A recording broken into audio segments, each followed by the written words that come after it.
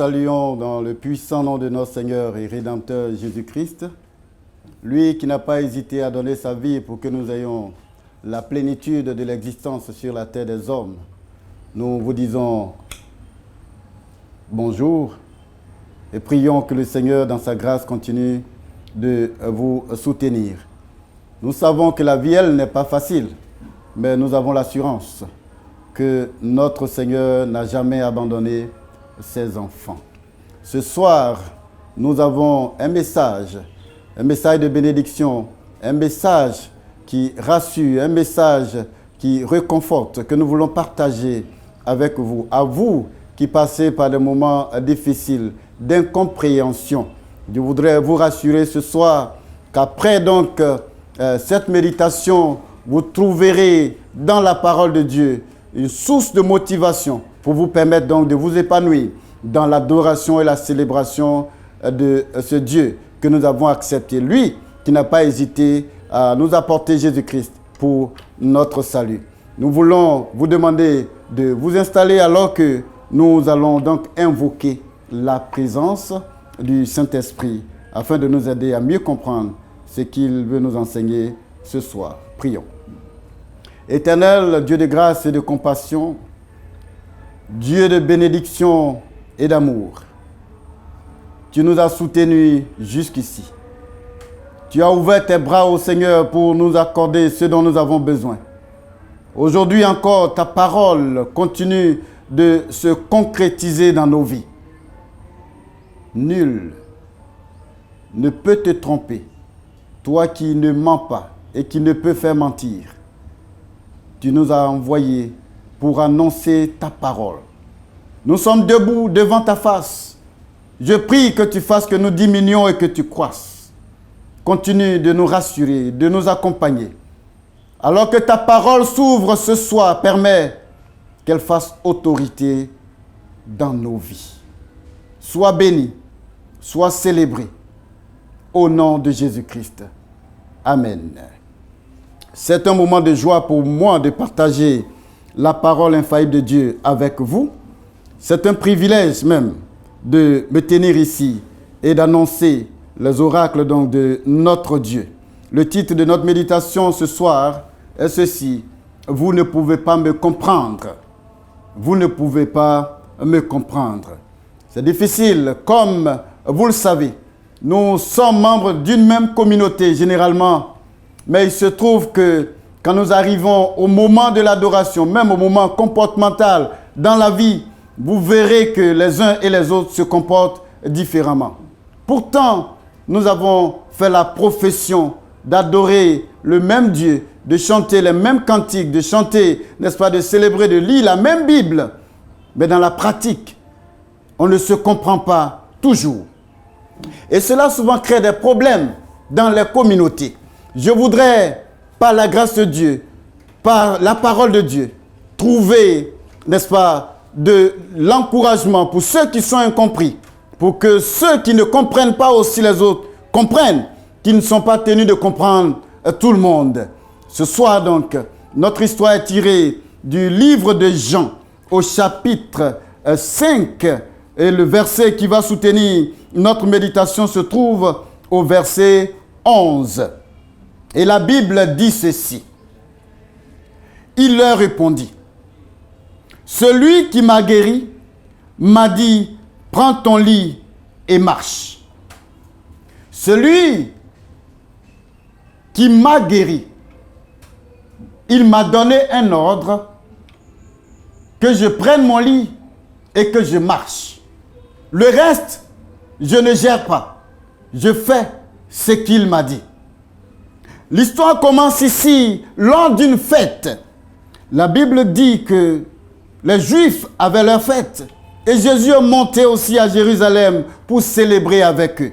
Comme nous aimons célébrer nos anniversaires de mariage, de naissance, nous célébrons les baptêmes, nous célébrons même nos mariages, nous célébrons les amitiés.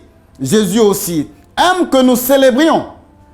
La vie chrétienne n'est pas que tristesse. La vie chrétienne n'est pas que misère. D'ailleurs, il n'y a pas de misère dans la vie chrétienne. Car il a dit, je suis venu pour que vous ayez la vie Et la vie que je vous donne, elle doit être abondante.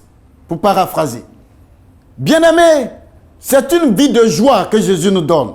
C'est une vie de célébration, une vie d'amour, d'amitié qu'il nous donne pour que nous fraternisions. Et Jésus donc est monté à Jérusalem pour célébrer avec ses pères. Alors, il va s'introduire dans le temple et la Bible dit que par la porte des brebis se trouvaient là 5 portiques. Lorsque la Bible décrit tout le bâtiment avec 5 portiques, ça montre la beauté donc de ce lieu. Pour ceux qui ont l'habitude d'aller sur les plages, il y a ces petits bâtiments qu'on appelle les bungalows, là où les gens vont se reposer. Ici, il y avait du monde sous ces portiques-là. Mais la description, le contraste que ça crée, la beauté des bâtiments, et j'allais dire, ceux qui s'y reposent, frappent ici à l'œil. La Bible dit au verset 3, sous ces portiques étaient couchés un grand nombre de malades.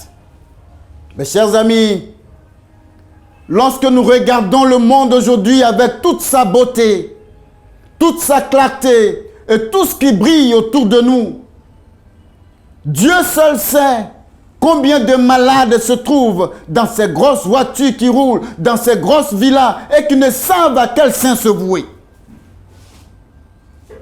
Et Jésus, la Bible dit, sous ces portiques, des aveugles étaient couchés, des boiteux étaient couchés, des paralytiques étaient couchés. Et ils attendaient, dit la Bible, le mouvement de l'eau. Parce que l'histoire qui nous parvient aujourd'hui nous dit que un ange descendait, parce que devant la piscine, les malades attendaient le mouvement de l'eau. Et l'histoire nous dit que c'est un ange qui descendait donc pour agiter l'eau. Et celui qui descendait dans l'eau, premièrement, trouvait donc la guérison. Et là, va faire son entrée le jeune homme de Galilée. Lui que la maladie ne peut toucher. Lui qui est vainqueur de tout et de toutes les maladies. Il va entrer sous ces portiques. Il va en faire le constat lui-même. Sûrement, il a entendu parler de cet endroit, mais il allait visiter lui-même personnellement en bon leader pour constater la misère de l'humanité. Et le Seigneur de l'humanité va faire son entrée sous ces portiques, là où des hommes et des femmes sont couchés depuis des années sans trouver solution. Et alors que Jésus entre, la Bible dit qu'il promène les regards et il croise le regard avec un homme qui se trouvait là depuis 38 ans. Et l'homme regarde jeune homme vaillant qui rentre sous les portiques devant la piscine. Et Jésus va lui poser la question: veux-tu être guéri? Quelqu'un dirait, mais est-ce que c'est une question? Comment Jésus peut demander à une telle personne s'il veut recouvrer la santé? Mais il fallait que Jésus lui pose la question. On raconte l'histoire d'un homme, planteur de manguiers. Il était dans sa plantation, une grande plantation de manguiers. Et pendant la récolte, ses ouvriers étaient à l'œuvre. Et dans ce pays, un cortège passait. C'était le cortège du président de la République. On a demandé, le président, le cortège traversait le champ. Et le champ était si grand que, il a demandé, mais à qui appartient cette plantation? On a dit que le propriétaire est à l'intérieur. Le président s'est arrêté et a dit, appelez-le. Le monsieur arrive, surpris de voir le président de la République dans sa plantation. Le président dit, mais tu fais un travail remarquable. Qu'est-ce que tu voudrais que je fasse pour toi? Le président demande au planteur de manguier, que veux-tu que je fasse pour toi? Le monsieur n'avait pas pensé, il ne s'est jamais préparé à une telle question. Surpris donc par la question du président, il a juste réagi, je veux manger des mangues. Lui qui est le propriétaire de toute cette grande plantation, le président lui demande, qu'est-ce que tu veux que je fasse pour toi? Il dit, je veux manger des mangues. Jésus demande à cet homme, veux-tu être guéri? Quelqu'un va dire que Jésus n'a pas respecté l'homme, mais il voudrait tester la foi de cet homme-là. Est-ce que tu veux retrouver la santé? Et le malade va répondre à Jésus, Seigneur, je n'ai personne pour me jeter dans la piscine quand l'eau est agitée. Et pendant que j'y vais, un autre descend avant moi. Quand je regarde le décor dans ce verset, je vois la corruption qui pourrait se trouver devant cette piscine. L'homme ne pouvait pas bouger, mais il n'avait personne pour le jeter dans l'eau lorsque cette eau était agitée. Bien-aimés dans le Seigneur, aujourd'hui, ce monde ressemble au bordure de cette piscine où des hommes et des femmes sans moyens, sinon rien du tout, mais les plus, j'allais dire, riches s'emparent du minimum que les pauvres devaient manger. Et cet homme s'adresse à Jésus avec beaucoup de pitié. Que mon fils, regarde, ça fait 38 ans que je suis ici devant cette piscine et je n'ai personne, lorsque l'eau est agitée, pour me jeter là-dedans. Qu'est-ce que je vais faire? Qu'est-ce que je vais devenir? L'année commence à finir encore, ça serait la 39e année. Qu'est-ce que je vais devenir? Et la parole de Dieu, Jésus l'a vu coucher. L'homme raconte l'histoire de sa vie. Il rend le témoignage de sa vie. Comme nombreux qui nous écoutent, beaucoup de personnes sont en train de mourir dans le secret de leur vie. Ils sont dans la communauté et personne ne s'en occupe. Ils n'ont personne. Parce que chacun pour soi et Dieu pour tous, comme on le dit. Devant cette piscine, le premier à descendre dans l'eau était guéri. Et la personne était prête à envoyer autrui à la guérison. Comme la manière dont nous gérons nos maisons. Nous investissons seulement pour nous et nos familles. Nous investissons seulement pour nous et nos enfants. Nous n'avons plus de place dans nos maisons pour qui que ce soit. C'est moi, mon épouse et mes enfants. Chers frères, bien-aimés, toi qui m'écoutes aujourd'hui, toi qui m'écoutes depuis chez toi, le Seigneur te parle ce soir. Si tu en as suffisamment, que les malheureux ne crient pas à tes côtés, je n'ai personne pour scolariser mon enfant. Et là, Jésus va prendre la parole pour parler aux malades. Il dit d'abord le maladie, Seigneur, je n'ai personne pour me jeter dans la piscine quand l'eau est agitée pendant que j'y vais. Jésus lui dit, lève-toi, prends ton lit et marche. L'homme est surpris. Imaginez le décor qui se trouvait à la piscine.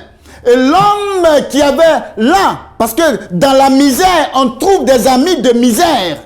Et le garçon, sinon le monsieur, sûrement était là. Lorsqu'il fixe les regards sur Jésus, il commence à parler avec Jésus.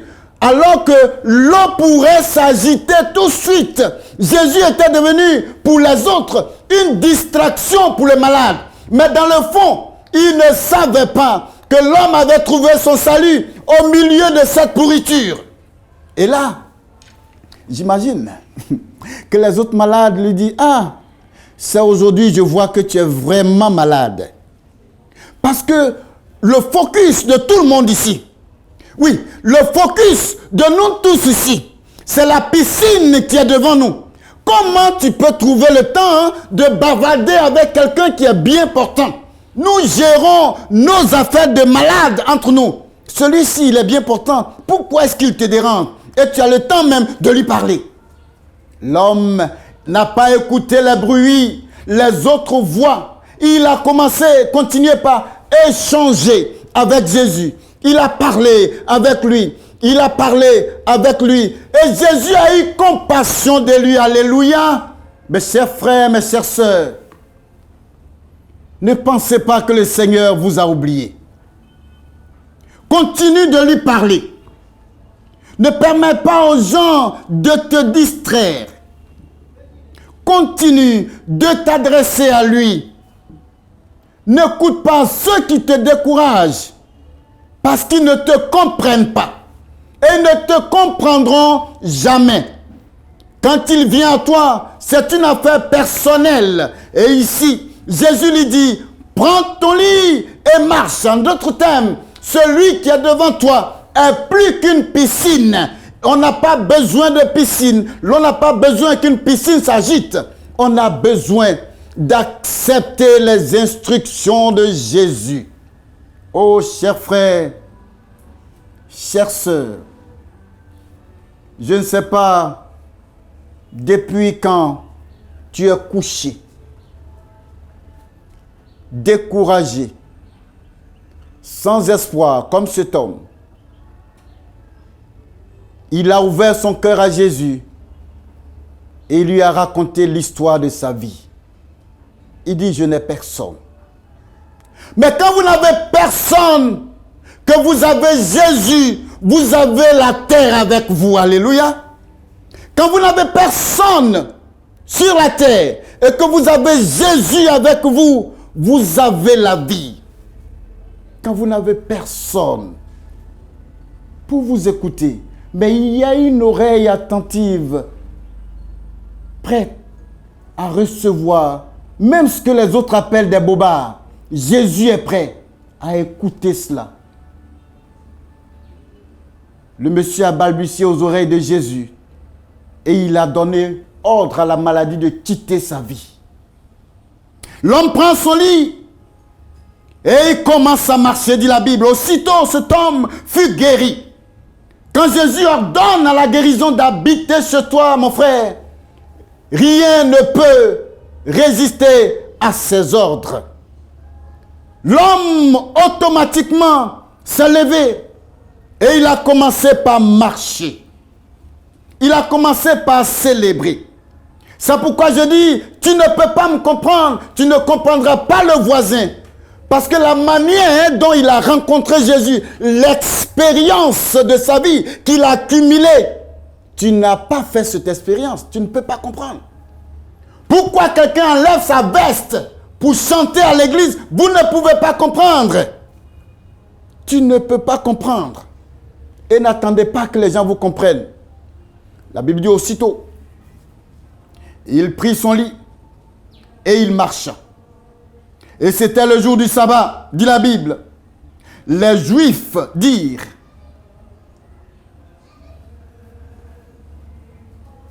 tu ne sais pas que c'est le sabbat? Qu'il n'était pas permis de prendre ton lit pour marcher? L'homme est méchant. Ici, tous ces pharisiens venaient là régulièrement sous ces portiques et ils voyaient tous ces malades qui agonisaient sous ces portiques. Ils venaient là, ils voyaient ces hommes qui ne mangeaient pas sous ces portiques. Ils voyaient ces femmes et ces enfants sous la pluie, au soleil, qui commandaient pour manger. Ils n'ont jamais dit que c'était le sabbat. On devait leur envoyer à manger. Mais il a fallu que Jésus passe par là pour leur dire, pour ordonner à la maladie de disparaître, que les gens brandissent la carte du sabbat. Oh, le sabbat, dit Jésus, est fait pour les hommes. Le sabbat est fait pour faire du bien. Le sabbat est fait, n'est-ce pas, pour être une bénédiction pour les autres. Le sabbat est fait pour être une consolation pour les autres. Le sabbat donc est fait pour que nous soyons une source de réconfort pour ceux qui meurent autour de nous. Et là, la Bible dit, L'homme a trouvé une seule réponse. Alléluia. J'aime sa réponse. Mon frère, tu ne peux pas comprendre. C'est pourquoi il dit, tu ne peux pas me comprendre pourquoi je crie. Il leur a dit ceci. Celui qui m'a guéri, il dit, prends ton lit et marche. Et désormais, je suis sous l'ordre de celui qui m'a dit de prendre mon lit et de marcher. Alléluia. Et je veux que les uns et les autres, ceux avec qui j'adore au temple, comprennent que désormais, je suis sous le commandement de celui qui m'a dit, prends ton lit et marche.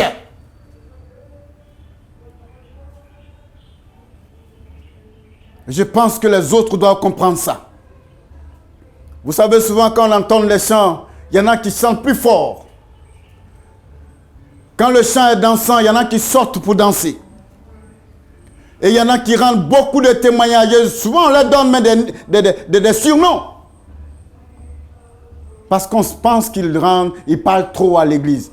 Mais vous ne savez pas où est-ce qu'ils ont rencontré Jésus.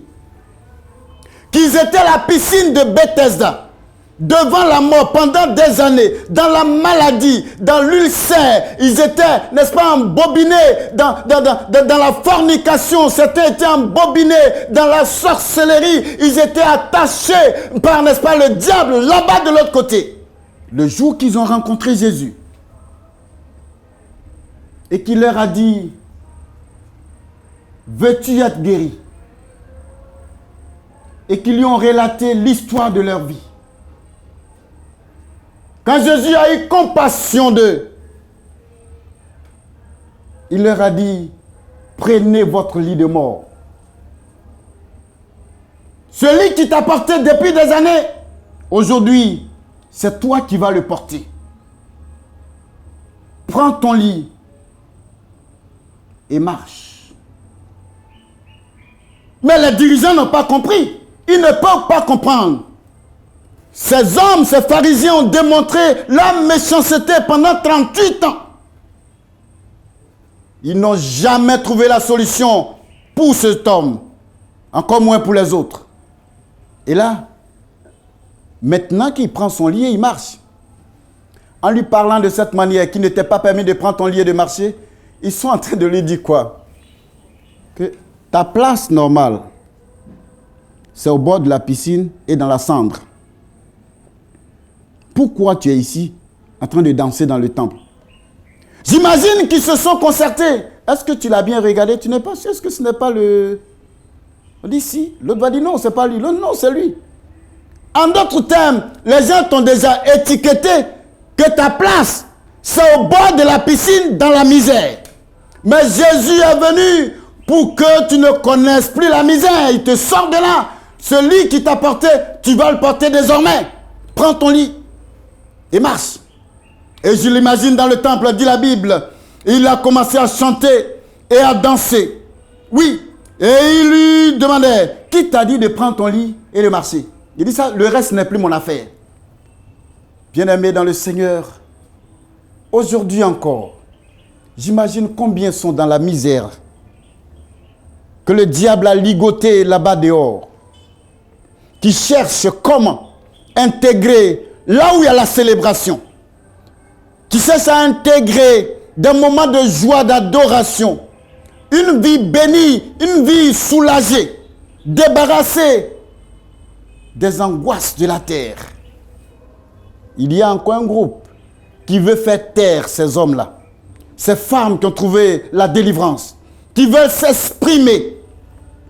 Il y a des gens qui veulent les museler encore. Comme ici, 38 ans de maladie, sans solution. Jésus est venu délivrer. Il dit maintenant, le reste, je ne gère pas. Allez vous renseigner ailleurs, mais celui qui m'a guéri m'a dit, prends ton lit et marche. C'est ma joie et c'est ma célébration, mon cri de cœur ce matin, aujourd'hui. Et je voudrais que ceux que le Seigneur a visités, ceux que le Seigneur a bénis, ceux que le Seigneur a délivrés, ceux que le Seigneur, n'est-ce pas, a libérés des liens, des chaînes, de quelque poids que ce soit, prennent leur lit et dans la célébration adorent Jésus. Ne laissez pas ceux qui ne vous comprennent pas vous museler. Il vous a racheté. L'expérience que vous faites avec lui, ça ne se partage pas. On peut raconter, mais ce sont des expériences uniques. Pour moi, je l'ai connu, je l'ai goûté. Je sais combien il est doux. Je sais combien Dieu est bon. Je sais combien il est miséricordieux. Si tu es encore couché au bord de la piscine, ton temps viendra. Tu n'auras pas besoin que l'eau s'agisse de temps en temps. Lui, sa guérison est permanente.